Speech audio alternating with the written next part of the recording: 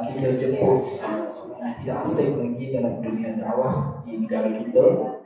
Ramai yang bertanya kepada saya, betul ke kita jemput Cina datang masjid mana? Sememangnya beliau Cina, tidak pernah masuk Melayu. Jadi nama beliau Brother Lim Jui Sen, betul Lim Jui Sen. Saya ingat 15 tahun dulu saya pun pernah jemput, kami lah bagi dia pernah jemput beliau, dan beliau saya kira pakarlah dalam bidang perbandingan agama. Dan kita pada hari ini jemput beliau, dan beliau selaku ketua eksekutif dan pengasas Persatuan Dakwah dan Tarbiyah Interaktif. Dan sememangnya banyak program yang dianjurkan oleh ahli dakwah tua di seluruh negara, yang menganjurkan kursus-kursus dan program-program dakwah di seluruh negara. Bahkan saya kira banyak negara juga beliau turun buatkan seminar dan sebagainya. Jadi sebelum kita mulakan ceramah kita bersama dengan Brother Lim Jui Sen, saya menjemput kepada karya kita untuk masuk penuhkan di dalam ruang dalam masjid ini supaya Ustaz pun bersemangat pada malam ini dapat menyampaikan perkongsian beliau pada malam ini. Jadi saya serahkan kepada Lim Jui Sen, kita baca dengan umur kita Al-Fatihah, dan jangan lupa untuk menyampaikan kita supaya berada dalam masjid. Bismillahirrahmanirrahim. Assalamualaikum warahmatullahi wabarakatuh. Apa kabar semua? Alhamdulillah, syukur kepada Allah Subhanahu wa taala, dan izin dan rahmatnya kita dapat bertemu, dan insyaallah tazkirah malam ini tajuk tidak diberi, maka surga hati saya. Okey, tak perlulah saya memperkenalkan diri. Okey kan? Kita terus kepada perbincangan, ataupun perlu memperkenalkan diri. Okay, orang dah bosan dah dengar saya cakap. Okey, mungkin ini kali pertama kita jumpa kan? Ya. Mungkin kita bincang tajuk yang ringan dulu lah. Okey, tajuk yang simple-simple dulu, yang relax-relax dulu. Okey, mungkin saya bagi tajuk ni, perbincangan malam ni adalah Islam mudah ke susah? Kalau saya jadikan soalan ini kepada muslimin muslimat di sini, saya bertanya kepada semua di sini, Islam mudah ke susah? Kalau tak jawab, maksudnya Islam itu susah. Kita ulang sekali lagi, Islam mudah ke susah? Aha, ini cara paksa orang jawab. Okey, ramai di kalangan kita bila tanya Islam mudah ke susah? Mudah, betul. Nanti kita akan lihat selepas perbincangan, tengok you ulang perkataan, you akan cakap perkara yang sama ke beza? Beza. Dari sudut kita orang Islam itu mudah, agama Islam itu mudah. Dari sudut orang bukan Islam, Islam mudah ke susah? Susah. Bagi orang bukan Islam bukan susah, agama yang paling susah di dunia bagi mereka. Nah, kenapa kita rasa mudah, mereka rasa susah? Kenapa boleh berlaku begitu? Sebab tak belajar. Kalau orang tanya saya, Brother Lim, Islam mudah ke tak mudah? Mudah ke susah? Saya tak akan jawab. Saya nak pastikan dulu apa maksudnya Islam mudah ke susah. Saya akan tanya dia, kamu sedang bertanya diri saya ke? Agama Islam tu mudah ke tak mudah bagi saya? Itu soalan pertama. Soalan kedua, ataupun kamu sedang bertanya agama Islam mudah ke tak mudah? Mudah ke susah? Mana satu? Kalau tanya agama Islam, maka saya berani kata di sini, Islam agama paling mudah di dunia. Kenapa kita kata Islam paling mudah? Sebab dalam Quran, dalam surah Ali Imran surah ketiga ayat 85. Surah Ali Imran surah ketiga ayat 19 dulu. Agama dalam sisi Allah hanya Islam. Surah Ali Imran surah ketiga ayat 85. Sekiranya kamu nak pilih selain daripada Islam, Allah kata tak boleh diterima. Apa maksud tak boleh diterima? Kita selalu dengar kan, nak pilih selain daripada Islam tak boleh diterima. Apa maksudnya?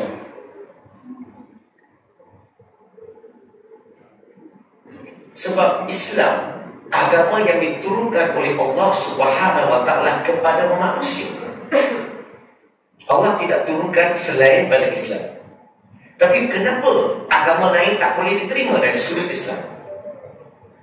Sebab maksud Islam ni, kalau kita faham maksud Islam itu sendiri, kamu tahu jawapannya. Contohnya, apa maksud Islam? Menyerah diri sepenuhnya secara sukarela kepada Allah Subhanahu wa taala. Itu maksudnya Islam. Selain daripada Islam, agama lain mereka menyerah diri kepada siapa? Kepada Allah ke kepada makhluk? Kepada manusia ke kepada berhala? Kepada ciptaan ke? Setuju tak? Selain daripada Islam, majoriti agama di dunia ini mereka menyerah diri kepada makhluk. Setuju ke tak setuju? Sebab itulah Allah kata tak boleh diterima. Kenapa tak boleh diterima? Sebab itu kesalahan yang paling besar. Sebab mereka syirik kepada Allah Subhanahu wa taala. Satu-satu kesalahan yang Allah tidak akan ampun, melainkan mereka bertaubat. Yang disebut dalam surah An-Nisa, surah keempat ayat 48 dan juga ayat 116. Sebab itulah saya akan tanya mereka. Kalau tanya Islam, Islam agama yang paling mudah. Nak masuk syurga, satu jalan saja. Menyerah diri sepenuhnya. Dia tak boleh sebahagian tau. Dia kena sepenuhnya. Sebab kita ada agama jiran kita, tak payah sebut nama lah. Agama jiran kita, dia juga ada sembah Allah, tapi dia ada sembah yang lain. Betul tak? Maka dia bukan menyerah diri sepenuhnya, dia hanya menyerah diri sebahagian. Tak boleh. Menyerah diri kena sepenuhnya, secara sukarela, tak boleh dipaksa, tak boleh diugut. Dia kena sukarela. Kepada siapa? Dia kena sepenuhnya kepada Allah Subhanahu wa taala. Islam paling mudah sebab Islam agama fitrah. Dia tidak bercanggah dengan fitrah manusia. Dia tak bercanggah. Termasuk isu gaib. Dalam rukun iman, kita beriman tak kepada Allah, malaikat, kitab, rasul, lagi hari akhirat, qadar. Kita percaya kan? Kita nampak tak Allah? Pernah lihat tak malaikat? Pernah lihat tak kitab sebelum ini? Kita pernah lihat tak Nabi? Maksudnya semua ini adalah gaib, betul tak? Rukun iman bagi spiritual belief, kepercayaan kerohanian. Tak nampak tapi kita percaya. Sebab Islam agama fitrah. Kita orang Islam boleh terima tak rukun iman dengan begitu mudah? Mudah tak? Mudah. Dan Islam itu mudah sebab Allah Subhanahu wa taala sendiri berfirman dalam Quran. Begitu banyak ayat dalam Quran Allah berfirman. Contoh dalam surah Al-Baqarah 185, surah An-Nisa surah keempat ayat 28, surah Al-Baqarah surah kedua ayat 286, surah Al-Hajj surah ke-22 ayat 78. Dan kesemua ayat ini Allah kata Allah nak mudah bagi kamu, bukan susah bagi kamu. Allah tidak akan uji kamu lebih daripada kemampuan. Lebih daripada kemampuan kita. Allah tak akan uji kita lebih daripada kemampuan kita.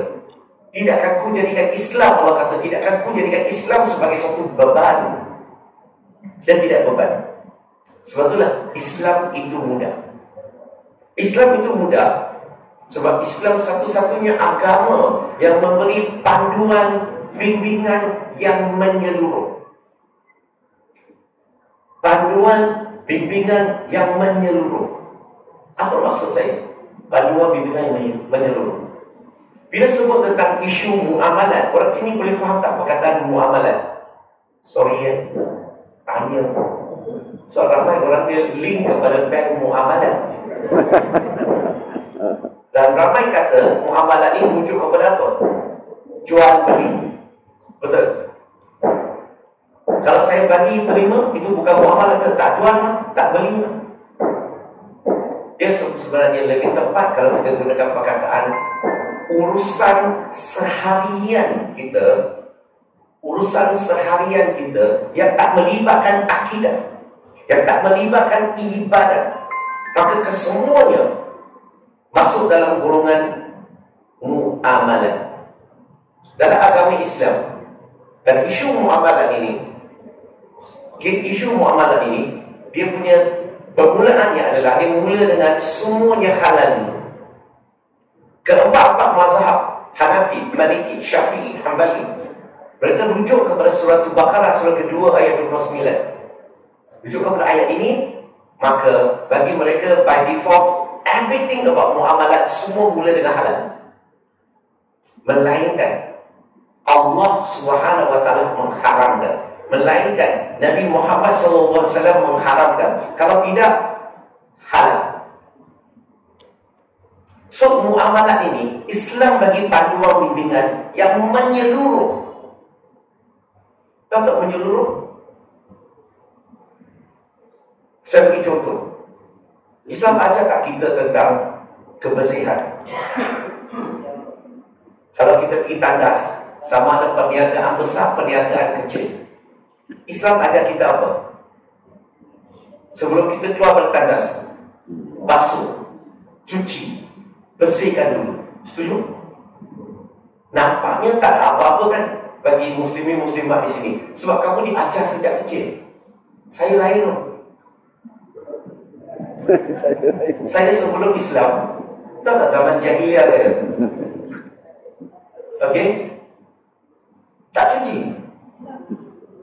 Pakai toilet paper. Betul tak betul ni? Betul itu. So, saya sebelum Islam, kita pakai toilet paper.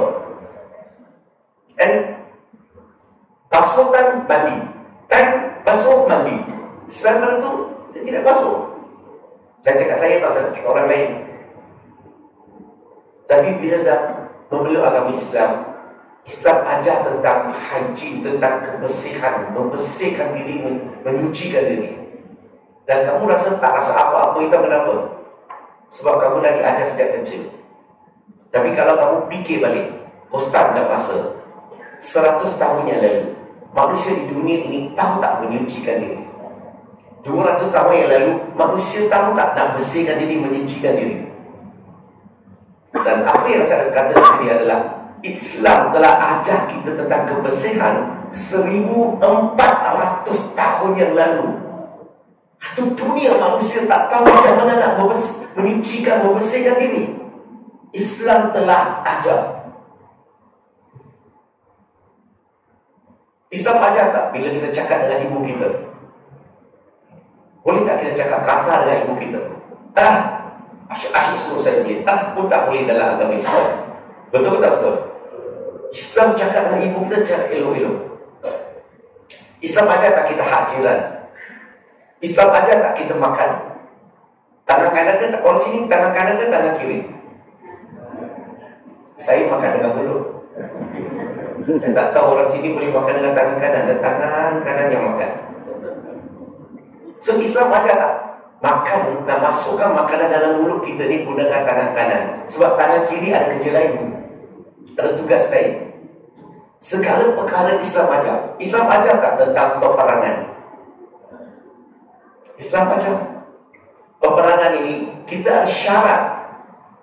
Kalau ada peluang, saya minta kaum muslimin muslimat cuba kaji hadis daripada Nabi Muhammad SAW, hadis sahih, dan banding dengan undang-undang United Nations. Bandingkan. Kamu akan terkejut. Kenapa terkejut? Sebab apa yang diamal oleh United Nations telah disebut oleh Nabi Muhammad SAW 1400 lebih tahun yang lalu. Siapa tiru siapa? Dan Islam bila dalam peperangan, kita tak boleh menyerang rumah ibadah. Kita tak boleh menyerang orang tua yang tak terlibat, yang tak terlibat dalam peperangan. Wanita yang tak terlibat dalam peperangan tak boleh. Dan juga kita tak boleh menyerang kanak-kanak. Islam juga kita tak dibenarkan tentang pokok, walaupun tanpa sebab tak boleh. Tetapi apa yang berlaku di tepi barat sekarang, apa jadinya? Saya tak boleh sebut nama bila buat live. Nanti bila live ada masalah. Sebab saya punya TikTok dengan FB ni selalu kena padam. Sebab bila saya sebut nama je, bukan saya tak berani, saya berani sebut, tapi you punya TikTok, you punya Facebook nanti kena tutup. Apa yang mereka buat? Perkara pertama, mereka menyerang masjid dulu. Kedua, mereka menyerang hospital, orang tua sakit, wanita mengandung, kanak-kanak sapu. Dan ketiga, mereka menyerang sekolah. Alasannya, adalah satu orang tu sembunyi kat situ. Maka sekali jalan, semua mereka dah bunuh 60 lebih ribu orang. Ini penjedayah peperangan. Sepatutnya didakwa, dibunuh. Tapi apa boleh buat? Di belakang mereka ni ada satu taiku. You tahu tak taiku tu apa? Ha? Abang besar Cina panggil taiko. Dia taiku, tai kucing. Tai kucing jaga dia. Tai kucing datang ke Malaysia. Yang tai kucing tu tak tahu, saya tak tahu siapa. Dia cakap tai kucing je. So Islam ajar kita tentang isu muamalah ni. Tak ada masa nak bagi kesemuanya contoh secara detail, secara menyeluruh. Dan Islam ajar kita tentang akidah. Dan ini saya nak sebut sedikit, ini sangat penting. Sebab kamu tak jumpa satu agama di dunia ini mengajar akidah dengan tepat. Kamu tak akan jumpa. Kamu tak akan jumpa. Kenapa saya kata agama lain dia tidak mengajar akidah dengan tepat? Siapa tahu? Saya kata kitab mereka tak ajar, agama mereka tak ajar. Sebenarnya perkara ini perkara yang paling penting. Bila kita sebut tentang agama, fokusnya apa? Fokusnya adalah nak menyembah Tuhan, nak berjaya di dunia dan di akhirat. Betul tak? Orang memeluk satu agama, menyertai satu agama, tujuannya apa? Nak menyembah Tuhan, buat baik, nak berjaya di dunia dan di akhirat. Itu niat dia. Tapi bila kamu tanya dia, kamu percaya tak segala-gala perkara di dunia ini adalah Tuhan? Dia kata tidak. Apa yang saya sembah itu Tuhan, yang selainnya bukan Tuhan. Ada selainnya makhluk, dia kata. So, maksudnya apa? Dia percaya kepada Tuhan dan dia percaya kepada makhluk. Sekarang ni dalam Islam, kita percaya tak kepada Tuhan? Kita percaya tak alam ini makhluk? Sama tak? Ada persamaan kan? Kita takkan sama. Ada persamaan tak? Ada persamaan. So, sekarang ni kita sama-sama percaya wujudnya Tuhan, wujudnya makhluk. Ada orang gunakan pencipta, ada orang gunakan ciptaan.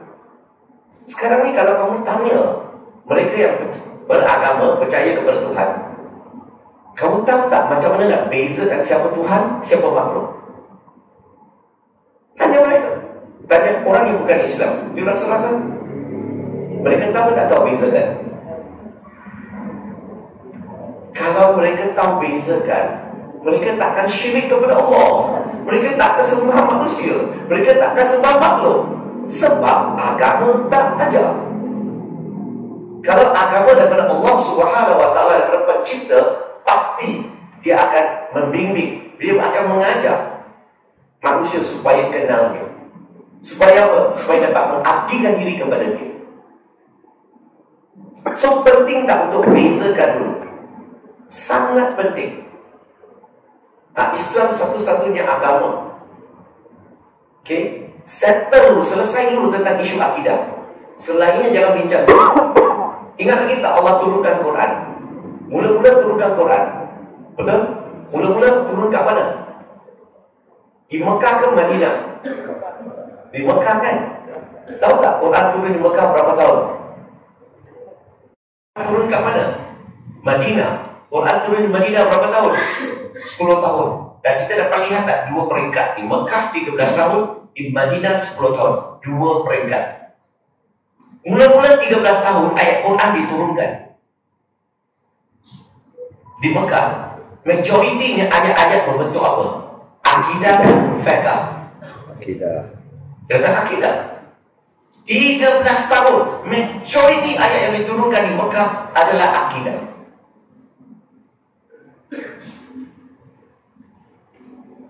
Kenapa Allah hanya turunkan ayat-ayat akidah di Mekah? Apa maksud tadi kita sebut akidah? Orang faham? Tak faham. Bahasa mudah akidah macam mana nak faham? Kalau saya nak bina satu bangunan tinggi 30 tingkat, bina apa dulu? Dinding dulu ke ceiling dulu? Fondasi dulu, betul tak? Foundation, fondasi. Tiang dulu, betul? Pernah kamu tengok tak bangunan tinggi?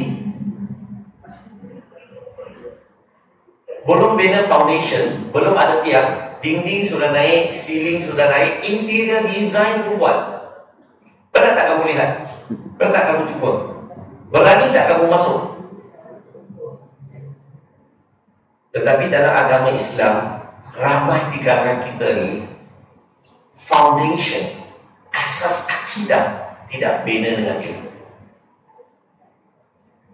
So, Brother Lim, bila lihat tentang Islam itu mudah. Sebab apa? Islam bagi panduan bimbingan tentang akidah menyeluruh. Mudah. Pendekkan cerita, kita percaya kepada Tuhan dan alam ini makhluk atau pencipta ciptaan. Brother Lim gunakan satu ayat Quran, surah Al-Baqarah. Tadi kita baca. Surah Al-Baqarah, surah kedua, ayat 255, ayat terus. Ayat ini, saya keluarkan maksud ayat ini dan saya kembangkan untuk diperbincangkan. So, pencipta, ciptaan Tuhan, makhluk. Pertama, Allah kekal. Betul tak? Kalau kekal, siapa kekal? Pencipta ke? Tuhan kekal ke? Makhluk kekal? Tuhan kekal kan? Makhluk tak kekal. Kalau saya minta contoh, semua boleh bagi tak? Seorang bagi satu. Sedangkan manusia, binatang, haiwan, tumbuh-tumbuhan, apa saja, segala makhluk dalam alam ini tak ada satu pun kekal. Maka kamu sudah boleh bezakan ciri pertama Tuhan kekal, makhluk tak kekal. Yang kedua, permulaan pengakhiran. Tuhan ada permulaan pengakhiran tak? Dia ada awal akhir tak? Dia bukan awal akhir tu tak sesuai. Permulaan pengakhiran maksudnya lahir dan mati. Bila saya sebut permulaan pengakhiran maksudnya ada dia lahir dan dia mati. Itu maksud saya. Tuhan ada permulaan pengakhiran tak? Tak ada, sebab dia kekal. Ciptaan ataupun makhluk semua ada permulaan, ada pengakhiran. Pernah tak kamu tengok apa-apa makhluk yang tak ada permulaan, tak ada pengakhiran yang ada? Tak ada. Semua lahir, garanti mati.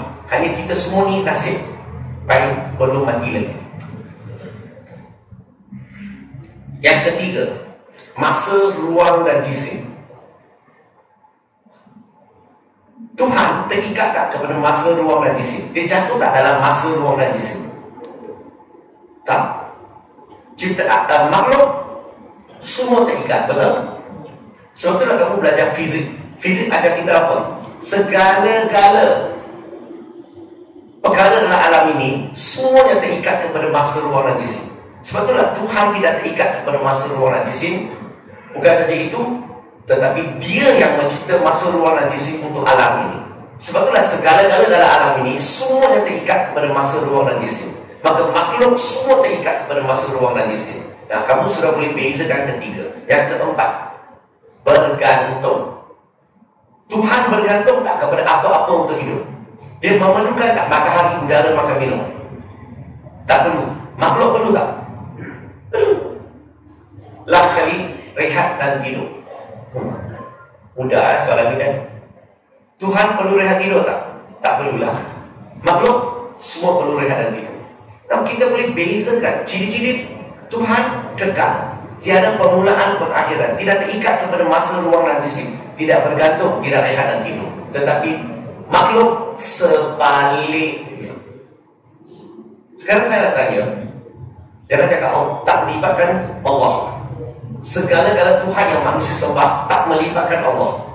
Bagi saya satu nama orang bukan Islam sembah, Tuhan yang mereka sembah, yang ada 5 ciri-ciri.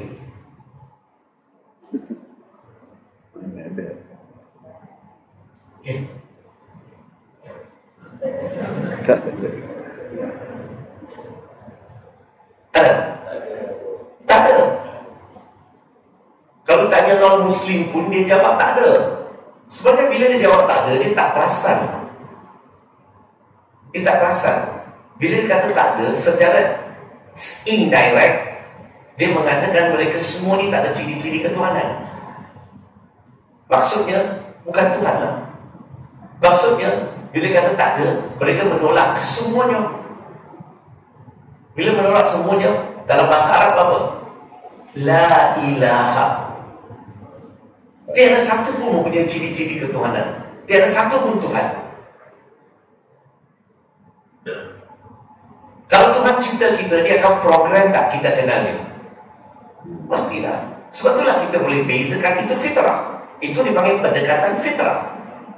Dan ayat tadi, surah Al-Baqarah surah kedua ayat 255, ayat ini bagi saya sangat-sangat special. Kita boleh baca, kita tahu maksud, tapi kita tak tahu macam mana nak gunakan, tak pandai nak gunakan ayat ini. Bukan tak tahu, tak pandai nak gunakan ayat ini. Ayat ini sebenarnya, kalau dalam bahasa orang putih dia panggil the touchstone of theology. Kalau bahasa mudah, saya gunakan bahasa mudah, dipanggil God detector. Tahu tak kita semua ada God detector? Pernah tak kamu pergi shopping beli barang dan you bagi RM100 kat cashier? Cashier buat apa? Dia akan masuk dalam satu kotak hitam tu. Lepas tu dia tekan butang tu, dia nak tengok apa? Asli. Duit asli ke? Duit yang palsu, betul tak? Itu dipanggil money detector. Sekarang ini God detector. Ayat ini God detector. Kamu boleh bezakan siapa Tuhan, siapa bukan Tuhan sekejap saja. Sekarang dapat jawaban. Dia tak ada grey area tau. Dia memang black and white. Jelas. Saya bagi contoh. Tadi 5 perkara kita bincangkan. Cuba kita letak nama Muhammad SAW dulu. Dan kita lihat. Tengok Nabi Muhammad SAW. Siapa dia? Pertama, dia kekal ke tak kekal? Dia tak kekal. Dia lahir di Mekah, wafat di Madinah. Setuju? Maka dia adalah makhluk ciptaan. Dia ada permulaan pengakhiran. Dia lahir 570. Dia wafat 632. Setuju? Maka dia adalah makhluk ciptaan. Dia terikat tak kepada masa, ruang dan jisim? Kan dia manusia. Kita semua manusia. Terikat kan? Dia hidup di muka bumi ni sampai usia berapa? 63. Betul? Maka dia terikat kepada masa. Makhluk ciptaan. Semasa dia hidup, dia bergantung tak? Dia bergantung tak? Matahari, udara, makan minum. Bergantung. Maka dia adalah makhluk ciptaan. Dia rehat dan tidur. Ya. Dia selalu sering kali dia apa? Dia tidur dulu. Dia bangun tengah malam buat apa? Tahajud. Qiyam. Betul? So kalau kita lihat semua ini, Nabi Muhammad SAW, dia masuk dalam kategori makhluk. Dia adalah ciptaan. Dia adalah manusia Allah cipta, dan Allah angkat dia jadi Nabi, jadi Rasul. Setuju? Dia ada ciri. Maka jelas dia adalah makhluk, dia adalah ciptaan. You ada mesin ini tau. You letak sajalah apa saja di sini, kamu terus dapat jawapan sekarang juga. Tak, mana satu lagi? Bagi contoh. Bagi nama. Kaminat. Saya bagi lagi 10 saat. Nak saya bagi apa contoh?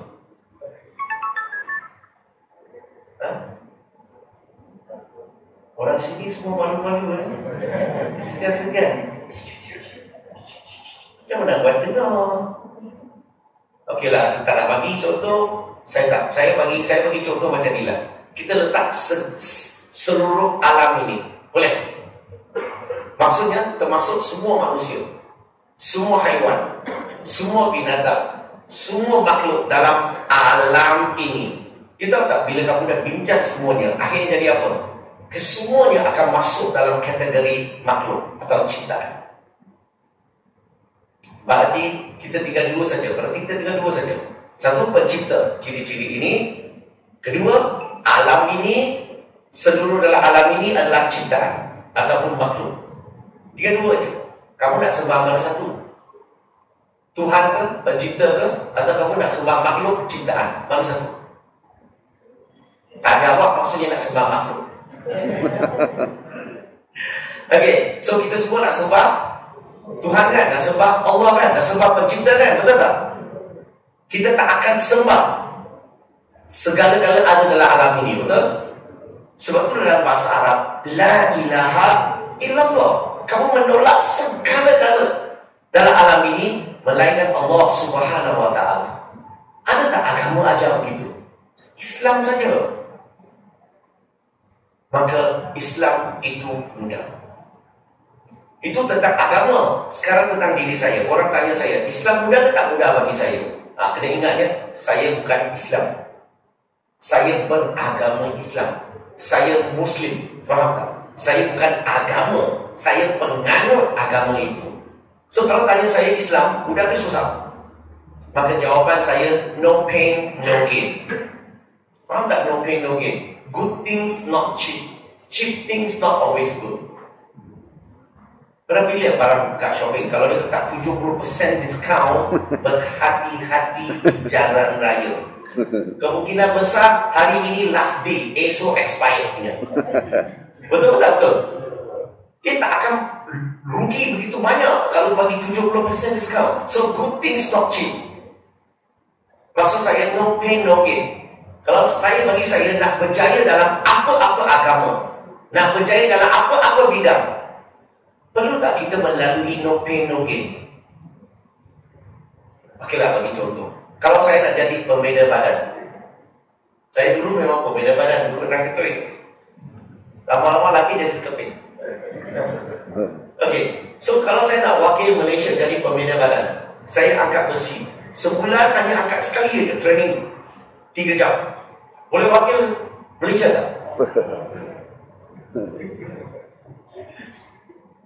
Kalau saya angkat besi setiap hari 10 jam, training setiap hari 10 jam. Mula-mula 3 bulan, otot-otot semua sakit ke tak sakit? Saya sambung sampai 6 bulan, sakit meningkat ke kurang? Saya latih sampai 2 tahun. Sakit ke lemah? Faham tak? Dia lemah je. Berarti mula-mula memang sakit. Siapa yang pernah angkat besi dia tahu. Pernah angkat besi? La ilaha illallah. Orang sini semua latih dengan dawai je kan? So yang angkat besi dia tahu. Mula-mula memang first few days you latih, you bangun ni tengok tangan you, betul? So banyak pelatih dia kurang sakit. Tapi bila kita suruh latih sampai satu tahap, dia sebati dengan diri kita, maka pada masa itu dia tak sakit lagi. Dia sekadar lemah je. Masa itu badan sangat cantik tak? Maksud saya, kalau saya nak berjaya, saya perlu melalui proses no pain, no gain. Apa maksud tu? Kalau saya nak berjaya dalam Islam, saya kena jaga solat 5 waktu. 5 waktu tu kena 5 flat. Dia tak boleh yo-yo tau. Dia tak boleh solat tak ikut mood tau. Hari ni cuaca pun bagus, hari ni 5 waktu. Esok pun berjalan lebat 2. Dia tak boleh begitu. Kena jaga. Kalau nak tambah berjaya, kita kena buat apa? Solat sunat, solat nafilah. Setuju tak? Tambah, betul? Kalau kita nak berjaya, puasa dalam bulan Ramadan. Kalau tak tambah berjaya, puasa sunat Isnin Khamis. Kalau kita nak berjaya, pasti kita bayar zakat. Jaga zakat ini, jaga. Pasti kita keluarkan zakat, bayar zakat. Saya tengok ramai orang, dia punya kefahaman tentang zakat ni lain daripada saya. Kadang-kadang kata, Bradley, you buat dakwah. Ya. You nak saya tolong tak? Tolong. Saya boleh tolong you lah, bagi zakat sikit lah. You bukan tolong saya, I tolong you. You bayar zakat, itu kewajipan kamu, keluarkan zakat. Saya yang menggunakan zakat itu untuk belanja mengikut 8 asnaf itu. So orang yang bayar zakat itu dia bukan bantu. Dia bayar zakat sebab dia memenuhi perintah Allah Subhanahu wa ta'ala. Betul tak? Kalau dia dah dapat pahala, dia tidak derma, gunakan duit sendiri, bukan duit zakat. Nak berjaya, bukan saja kita bayar zakat, banyak infak, banyak hibah, banyak bantu masjid, bina masjid, banyak bantu anak yatim, ibu tunggal, banyak bantu kerja dakwah. Setuju tak? Nak berjaya, jadi suami isteri yang bertanggungjawab di rumah. Dia kena buat yang terbaik. Dia kena bertanggungjawab. Nak berjaya, baik dengan jiran kita, tegur jiran kita, bina hubungan dengan jiran kita. Maksudnya friendship tau. Jangan cakap hubungan tu jumpa hubungan lain. Bila kita ajar orang kepada Islam, ajar orang Islam ke masjid, ajar orang Islam menuntut ilmu, kita menyampaikan Islam kepada orang bukan Islam dan sebagainya. Kita kena buat semua ini tiap-tiap hari banyak-banyak. Mudah ke susah? Jadi PSK. Kalau cinta PSK tu apa? Tak tahu, pusing kuat. Tadi kata mudah, sekarang kata susah. Kan dapat gelaran pusing kuat.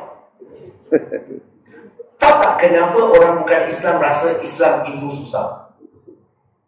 Sebab social media kita orang Islam, kita orang Islam ni suka cakap ini haram, ini dosa, ini neraka, ini tak keluar daripada Islam. Wah, begitu mudah kita suka cakap perkara itu. Yang halal tu kita tak cakap, mustahab tak cakap, mubah tak cakap. Halo, yang haram aja kita cakap. So orang bukan Islam pening bila dengar apa tak boleh makan, kerbau pendek. Betul? Kita kasi cakap ini tak boleh makan, ini tak halal, ini tak cocok yakin, ini tak boleh makan. Kita ada dalam pemikiran orang Muslim, aduh asyik tak boleh makan, tak boleh makan, tak boleh makan, haram, haram, haram. Bagi mereka ni pening. Islam banyak susah. Padahal dalam agama Islam yang halal berjuta-juta tak cakap. Asyik-asyik haram. Cakap halal salah tu. Halo. Kalau orang bukan Islam dia dengar, wah Islam halal berjuta-juta makanan, haram sedikit. Dan haram pun untuk kebaikan kita. Dia rasa susah tak sekarang? Dia tak rasa susah. Berhenti bagi lalu azan ke sama?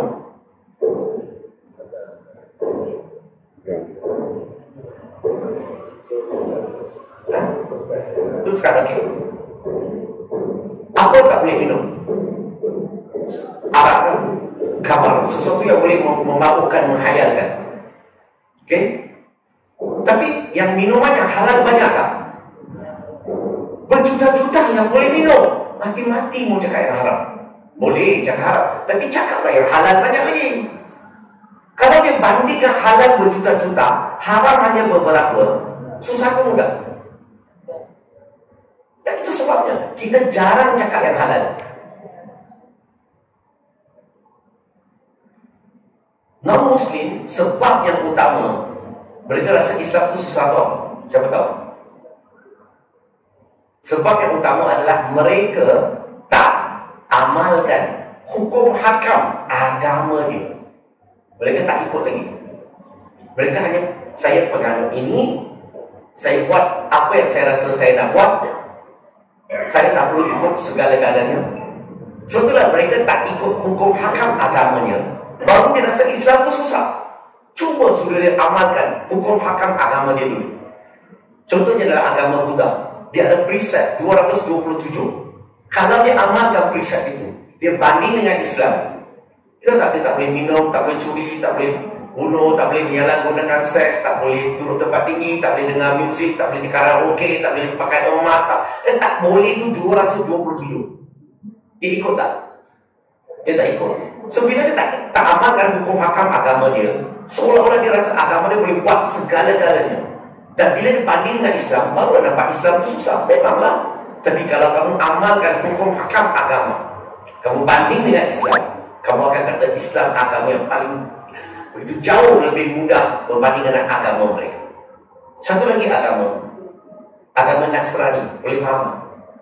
Tak mau cakap lah vitamin C tu. Agama Nasrani. Ada 613 undang-undang yang mereka kena amalkan dan ikut. Tapi sekarang hari ini, majoriti di kalangan mereka tidak amalkan lagi undang-undang, tak ikut undang-undang itu lagi. Dan bila dia banding dengan Islam, nampak Islam susah lah. You cuba amalkan 613 undang-undang dulu. You practice this 613 laws. Amal dulu, banding dengan Islam. Dia akan kata Islam agama yang paling mudah di dunia. Saya akhiri dengan sebuah hadis. Nabi sebut tentang siapa-siapa yang ada la ilaha illallah, pasti masuk syurga. Yang tak ada la ilaha illallah macam mana? Betul tak? Orang Islam ada tak la ilaha illallah? So, mana satu agama yang mudah? Islam agama yang paling mudah di dunia. Mudah maksudnya mudah nak capai kejayaan di dunia dan di akhirat. Itu maksud saya. Okay, saya berhenti dulu, buka untuk sesi soal jawab boleh. Sini ada budaya tak tanya soalan? Biar saya tengok muka dulu. Ada tak soalan nak tanya? Ada apa-apa nak tanya tak? Sebab ketika dia perlukan satu orang start dulu.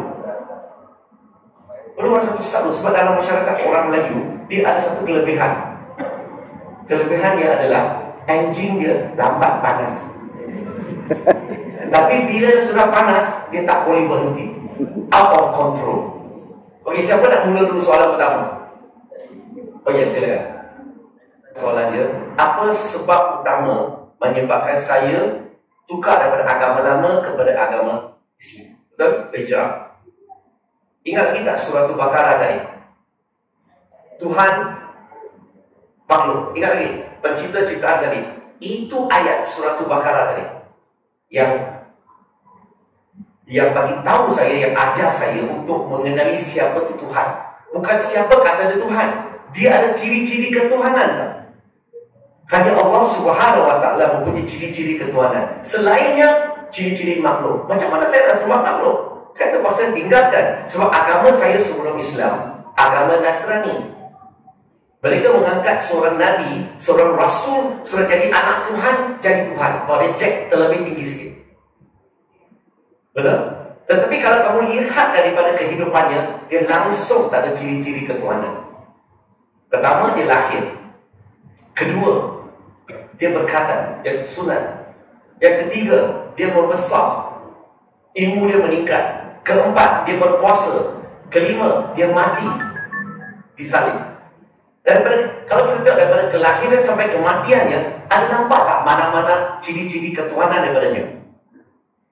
Boleh faham? Itu sebabnya tak ada apa-apa layak disebut dalam alam ni mempunyai ciri-ciri ketuhanan. Sebab tu saya menolak semua la ilaha illallah. Yang buat saya tambah lebih yakin Islam tu benar bila saya letak kitab-kitab agama dunia utama. Kamu sebut agama nama-nama nak hanya sebab live kan. Kalau tertutup, biar semua live mah. Kita letak Quran dan kitab-kitab agama dunia lain.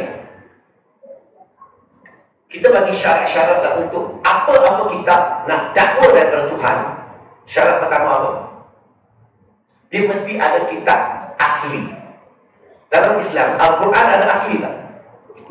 Kita ada Quran yang asli. Itu dalam bahasa Arab tu, itulah kata-kata Allah. Betul tak? Okey, so kita ada Quran asli.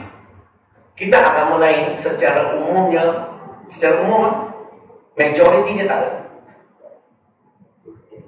So kalau daripada Tuhan, daripada pencipta, takkanlah pencipta tidak memelihara kitab yang dia turunkan itu. So hanya Quran lulus ujian itu. Yang kedua, bahasa kitab itu. Quran, bahasa apa? Bahasa itu hidup ke mati? Orang cakap tak? Tulis tak? Belajar tak? Hafal tak? Dan sebagainya.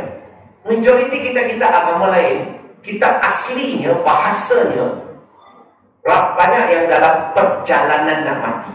Ada yang sudah mati, ada yang sudah pupus. Kenapa bahasa itu penting? Sebab kalau saya tiba-tiba terjumpa kitab asli itu macam mana, you pun tak baca, pun tak tahu. Bahasa tu orang tak cakap, orang tak belajar. Macam mana kamu nak faham ajaran kitab itu? Quran lulus tak dua ujian? Ketiga, ada masalah. Ataupun saya bagi nama aja lah, saya tak ulas lah. Yang ketiga, okey, Quran Ditulis tak semasa Nabi Muhammad SAW? Kan Nabi ajar sahabat, pertama Quran dihafal dulu, kedua dicatat dulu, betul? Tunjuk saya kitab-kitab agama lain, kitab itu ditulis masa pengasas itu. Okay, ditulis masa pengasas itu hidup. Ada? Saya tak boleh cakap lah. Lain-lain. Yang keempat, relevant. Quran sesuai tak zaman Nabi Muhammad SAW? Sesuai tak zaman kita? Akan sesuai sampai hari kiamat. Kebanyakannya kita agama lain tak banyak ajaran lagi. Orang kata tak ada. Ada. Tetapi tak banyak pengajaran yang sesuai mengikut zaman. Yang kelima, muamalat. Quran ajar secara menyeluruh. Yang lain sedikit. Akidah, Quran mengajar sangat jelas. Agar yang lain memang tak ajar. Yang keberapa? Lupa. Ketujuh, dalam Quran ada 6,236 ayat, 6,236 verses. Tahu tak berapa ayat yang mencerita tentang fakta sains? Lebih daripada 500 ayat. Yang paling penting, majoriti ayat-ayat ini hanya diterbukti 200 tahun yang baru-baru ini. Cakap tentang fakta sains, modern science. Agama-agama lain, kalau saya ambil kitab-kitab agama dunia, hard copy, soft copy, orang sini boleh faham kan? Hard copy, soft copy. Hard copy kita bakar semua, soft copy kita delete semua. Dia rasa-rasa apa jadi?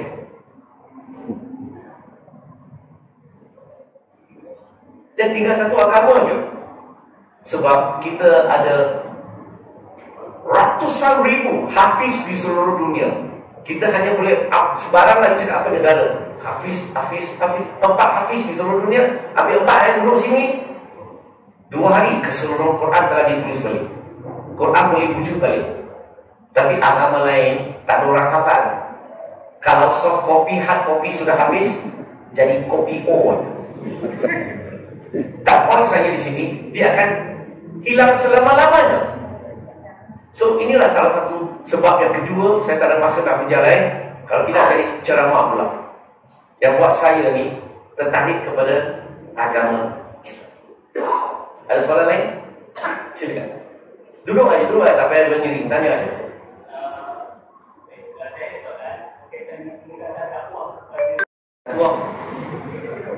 Soalan pertama adalah tentang kalau nak dakwah kepada masyarakat Cina, betul kan? So dia tanya, betul ke mereka ni pandang materialistik, pandang you punya duduk rumah apa, kereta apa, contohnya lah kan? Saya boleh kata ada sebahagian. Tapi kita tak boleh generalizekan semua, betul tak? Ada sebahagian. So kalau kamu dah dakwah kepada sebahagian ini, yang kecil ini, maka kalau kamu ada kedudukan, bila kamu adalah profesional, bila kamu berjaya, kamu businessman, maka kamu dakwah kepada golongan ini lebih mudah. Betul? Dia akan pandang kamu lebih tinggi. Ada di kalangan mereka, tak ada masalah pun. Sebab dalam masyarakat itu ada ramai yang biasa, yang miskin. Betul tak? So bagi saya, tak kisah pun. Yang penting, kamu jadi orang, yang penting kita ni adalah menyampaikan. Tak pedulilah apa kedudukan kita, tanggungjawab kita, fardu kifayah kita untuk menyampaikan. Clear tak? Nak menyampaikan ni kamu kena faham lah. Saya kena bagi tajuk. Okay? Saya bagi contoh lah. Kalau you tak boleh jawab soalan semua ini, kamu jangan cakap kamu dah dakwah. Kena belajar dulu. You tahu tak, bagi masyarakat bukan Islam, terutamanya Cina, mereka rasa Islam adalah agama yang memecah belahkan keluarga. You tak pernah terfikirkan. Okay, kalau dia masuk Islam, A masuk Islam, Acong masuk Islam, biasanya mereka bincang tak dengan mak bapak dulu, atau mereka masuk dulu, majority masuk dulu, betul? Mak bapak bila tahu marah, sangat sedih, betul? Tahu tak kenapa mereka marah? Mereka ingat anak dia telah masuk agama yang salah, dan mereka akan menyesal seumur hidup. Itu yang pertama. Kedua, bila masuk Islam, tukar nama. Mak bapak bagi nama elok-elok, Chow Eng Lai, dia tukar nama jadi apa? Marah tak? Marah. Lepas tu, tukar nama bapak lagi. Nama Anchua Bulai, dia tukar jadi Abdullah.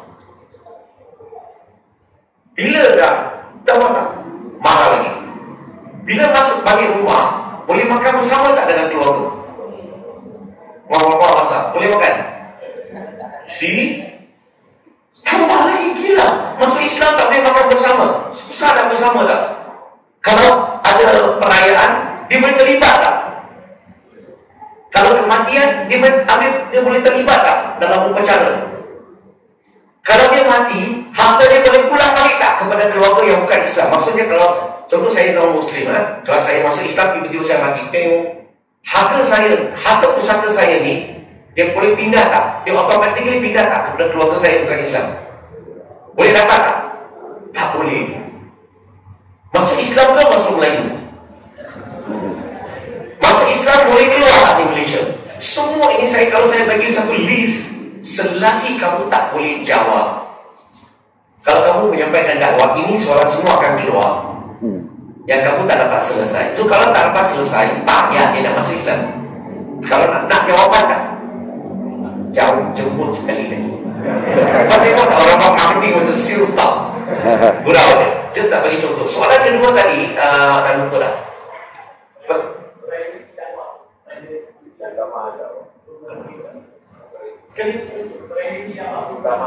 Oh, priority. Dakwah bukan Islam ke dakwah sesama Islam? Mana satu priority? Betul? You rasa mana satu dulu? Dan saya kasih you pilih. Okey, ada orang dia suka argue tau. Dia nak kata, dia tengok orang Islam, ramai yang tak solat, ramai yang tak puasa, ramai yang jauh daripada Islam. Orang Islam pun tak selesai. Dia nak pergi ajar orang bukan Islam ke? Biar kita fokus dulu. Pastikan orang Islam semua dah selesai dulu. Macam manakat lah. Barulah kita dakwah kepada orang bukan Islam. Ada orang tak puja begitu. Pernah dengar kan? Okay, kalau orang puja macam ni, saya nak puja balik. Okey? Kalau you nampak dua orang menunggang motosikal langgar pun, dua-dua jatuh.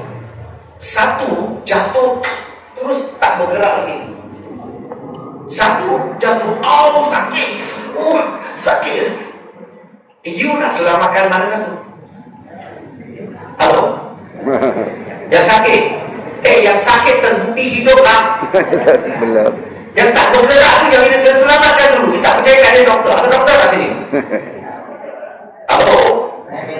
Dia dah bunyi, dia dah hidup lagi betul. Yang tak bunyi tu dah nak pergi lah.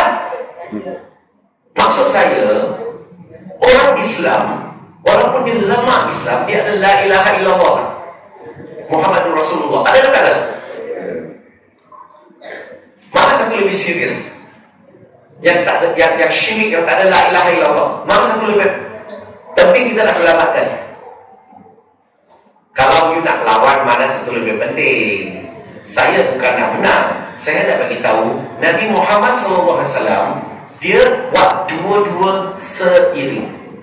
Maksudnya, kalau jumpa orang Islam, dia berdakwah kepada orang Islam. Kalau jumpa orang bukan Islam, dia berdakwah kepada orang bukan Islam. Orang bukan Islam, dia tak memilih. Maksudnya, kalau kamu duduk di kawasan semua orang Islam, kamu ajaklah orang Islam. Kalau kamu duduk di kawasan majoriti orang bukan Islam, kamu dakwah kepada orang bukan Islam. Kalau kamu berada di tempat yang dua-dua benar, kamu kena buat dua-dua. So bagi saya, dua-dua sama penting. Yang penting, paling penting adalah niat kita nak menyampaikan. Yang paling penting kita buat yang terbaik. Itu saja. Yang Allah nak mau daripada terbaik yang kita lakukan. Bukan dia punya result. Bukan berapa ramai masuk Islam. Bukan berapa tak. Allah nak tahu kita dah buat yang terbaik tak. Have you done your best? Have you done your level best? Itu yang Allah nak. Boleh tak sahabat? Nak berjari panjang lagi? Cukup. Okey, ada lagi tak soalan sebelum kita berhenti? Nanti tak boleh cakap lama kan? Esok mau kerja mah. Okey. Orang sini baik lah, dia bagi cat kat saya. Kalau tidak, tempat lain hantam. Okey, kalau tak ada apa-apa, saya ambil 1 minit. Saya nak ucapkan ribuan terima kasih kepada pengurusi masjid dan juga masjid Surau, masjid dan juga ahli jawatan kuasa, dan nak mohon maaf ya, saya punya bahasa ni orang Melaka punya. Orang Melaka ni dia memang orang asam. Bagi Melaka tak makan asam pedas memang tak boleh. Betul? So bahasa kita cakap memang begitu. Ini Surabaya loh, saya Surabaya Tapis loh. Kalau saya di Melaka, kita bercakap memang kamu tak akan percaya ni budak Lim ni cakap macam tu. Okey, dan untuk sesiapa yang minat nak tengok buku tulisan saya, just in case ada dekat belakang kakak silap saya, pegawai saya di belakang, cuba tengok buku ni, buku purple ini. Yang saya ulas buku ini adalah supaya membantu kita memahami agama Nasrani, memahami cara teknik hujah, macam mana nak sampaikan kepada mereka. Okey, kalau bukan kerana Syekh Ahmad Didat, dia hujah yang buat saya kenal Islam. Boleh faham tak? Kenal agama lama saya dan kenal Islam. Macam mana saya boleh memeluk agama Islam? So, ini cara boleh baca buku ini. Dan dalam buku ini ada banyak perkara yang kita orang Islam telah keliru. Saya tak nampak di masjid ini ya. Pernah tengok tak salah sila Nabi? Pernah tengok?